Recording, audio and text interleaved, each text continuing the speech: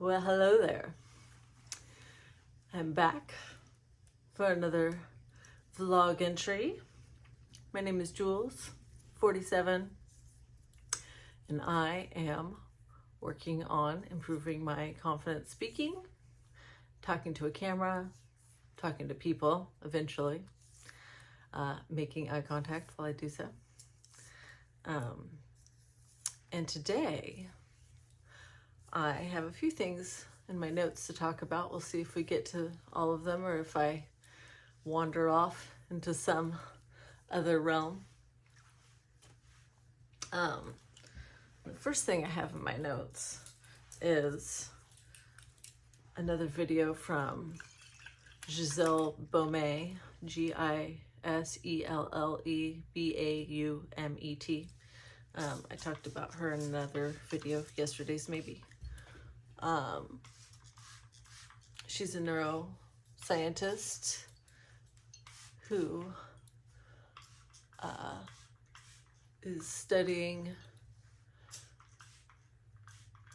identity and how we relate to money and stuff like that.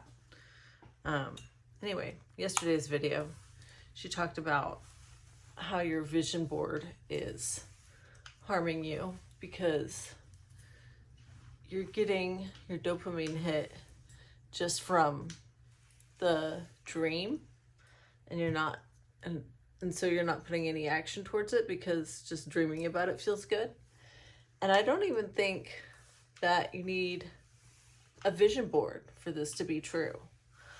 I've known many people who talked for decades about their dreams, their plans and their dreams. And, they'd like talk about it really excitedly, like they were going to do it. And for a long time, I believed them because there was so much energy behind it, but then they just never did. They just never followed through, never even took a step. And then sometimes success would come calling, and like a friend would offer them some opportunity and they'd be like, no, I'm not ready for that. And I think we're all guilty of this. I'm not excluding myself from this story. But I do think I take action maybe more often than most.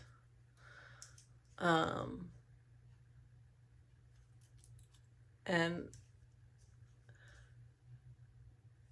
where do I want to go with this? I'm not sure where I want to go with this. But yeah, when I decided that I wanted to work from home, I put a salon in my house. Like, I put a ton of effort into like repainting my bathroom, clearing out this room and turning it into a salon. And I did it all in like 3 weeks. So when I really put my mind to something, I can make it happen. And the fact that I'm like doing these videos also in my art channel, when I decide to do something, I put action into it. I don't always have super follow through once I get started. Like on my art channel, I haven't done anything to like optimize it. Like for this channel, I've been watching videos by YouTubers that tell small creators how to improve their viewership and stuff. And so like yesterday, I went through and copied all of the transcripts from my videos I've posted so far and put them into Lumo AI, which is made by Proton. And I like it because it is completely private and encrypted, and even they can't see what you're putting in there. Again, not a paid promotion. They don't know who I am. I just like it.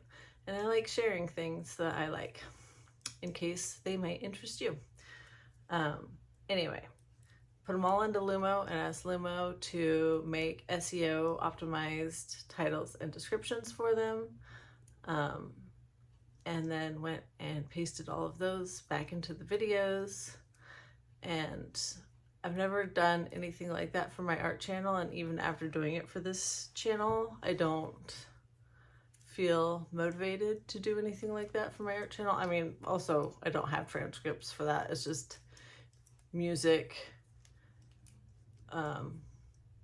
over my sped up painting and drawing. I do have a few long form videos on that channel I could potentially do something like that for, but meh. So I think in order for me to have that sort of action behind my desires, I have to be like really, really interested in it. And on that note, I love personality quizzes, and I've done a bunch of them. I am an INTJ in Myers-Briggs, the architect, I believe it's called. And if you've never heard of Sparketype, I did that a few years ago. And it's really in-depth, especially if you pay the like $40 or whatever and get like the super long in-depth analysis. But you can do the free version, and that's pretty good. The free results are pretty good. I would recommend it. Let's see here. My results were the Maven as my main type, followed by the Maker. And the Maven gets super excited by acquiring more knowledge. Mavens don't necessarily care about applying that knowledge. The experience of learning energizes them. I think that absolutely applies to me. I do love learning, and just in a video recently, I'd forgotten that this was what Mavens were, when I made that video talking about how I just like experiences, and once I feel like I've learned something enough, I'm ready to learn the next thing without ever really gaining success from what I've just learned. But reading this, that makes so much sense. It makes so much sense that that's been my experience, because that's just part of my personality. I won't say that's just part of my personality, actually. I think it's something I can change with habit changing, which I'm hoping to do here. And then the Maker loves making ideas manifest, whether it's in a physical, digital, or experiential form. The process of creating something from nothing is a Maker's greatest motivation. However, Makers tend to lose steam when it comes to scaling and optimizing their work.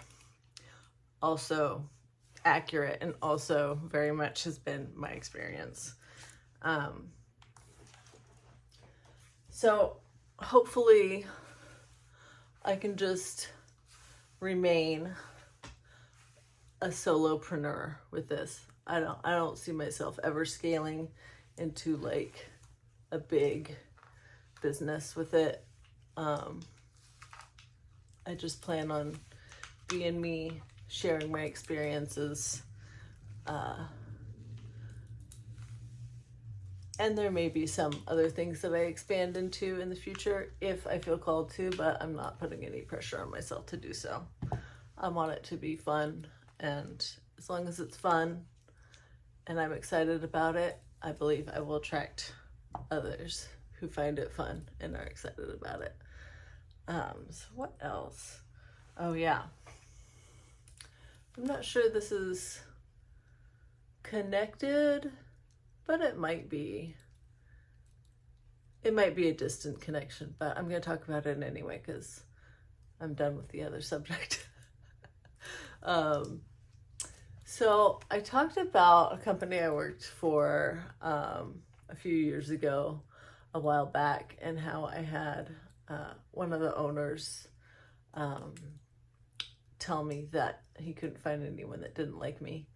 And at that same company, in the position I was in, I would go around every morning and find all the jobs that were in process of coming to my team. My team was the last team to touch a project before it got shipped out to the client.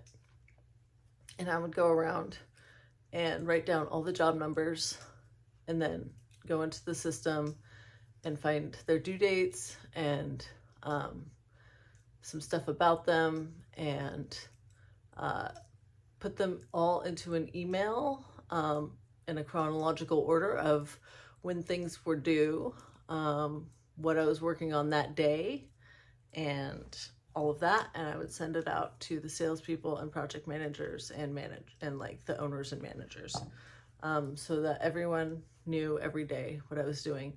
And several times, some of the project managers replied to that email and said, "I hope you know that you're amazing," or something like that.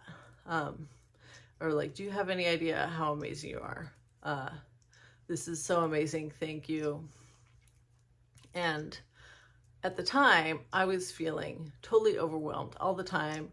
And that overwhelm was making me feel like I was incapable, like I wasn't up to the task. I always thought that I wasn't like organized enough, smart enough, whatever. But after a couple of these emails, which I could not see any like ulterior motive for them, like these people, I mean, we're close. Like these people, I didn't know them well. I didn't talk to them daily, like some of them rarely. And so to get something like that, the only thing that made sense was that they meant it, that they felt really impressed by me. And so I would say thank you. Oh, that's another thing I want to talk about. Let's put a pin in that. Thank you. And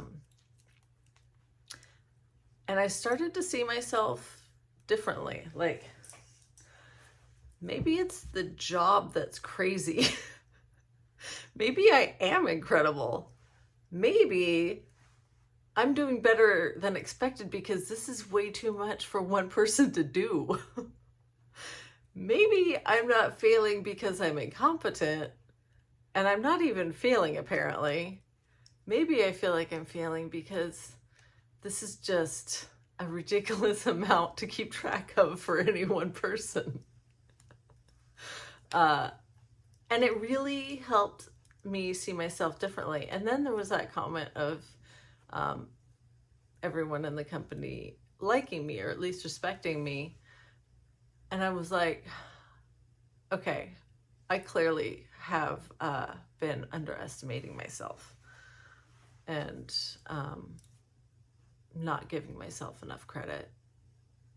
And that was life-changing. I really am so grateful for those people taking the time to send me those simple little emails and to express their gratitude and their impressions of my capabilities.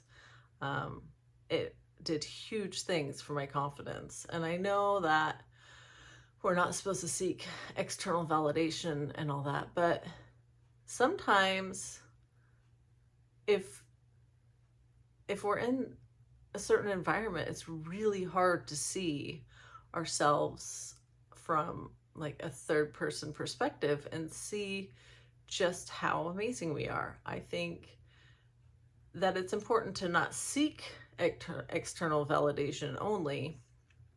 That gets really dangerous really fast. But I also think it's important to accept a sincere compliment when you get it and not just brush it off. And that brings us to thank you. I didn't bring it in here with me, but there's another book that I love by Kate Northrup called Money, A Love Story. And it's a workbook about changing your relationship to money. And in it is one of the most important concepts I have ever come across in any of the self-help books I've read. And as you know, I've read many. And this concept is when you are given a compliment or given anything, you say, thank you. That's all. Thank you, period. You don't say, oh, thank you, this is nothing, or, oh, you know, I got it on sale, or, oh, it's not that great. Do not diminish it. Do not brush it off. Accept it. If you say thank you and nothing else, that compliment actually like sinks into your heart. When you diminish it and put qualifiers on it, it kind of helps. It like bounces it off of you. Like it doesn't sink in, and you can maintain feeling small. And this all sounds very crazy and kind of strange, but when you start saying thank you and nothing else, I think that you'll notice a difference. I certainly did. I could not believe the difference. Like my body started to feel different when I started doing this. And I started noticing how often other people don't do that and kind of refuse compliments and keep them off of them. And it makes me really sad, to be honest. But saying thank you like that tells your body that you're ready to receive abundance, and you're ready to receive good things, and you believe that you're worthy of them. And you are worthy of them, I promise. So that is the main message. So I hope you stuck to the end so you could hear it. And yeah.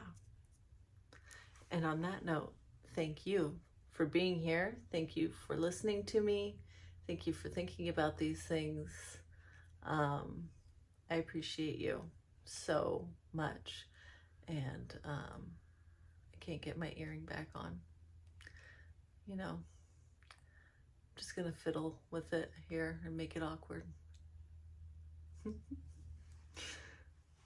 Wearing dragons today.